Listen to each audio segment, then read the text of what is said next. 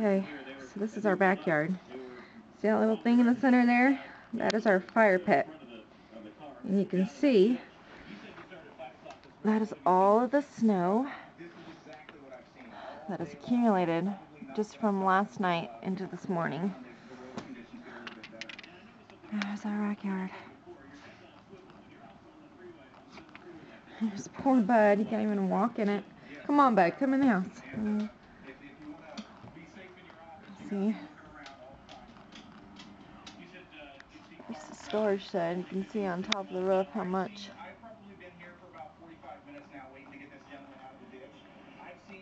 That is really bad. And there's our, you can see our electrical lines. This morning they were bobbing up and down. Well, they still are, I guess, from the snow. Weighed on them.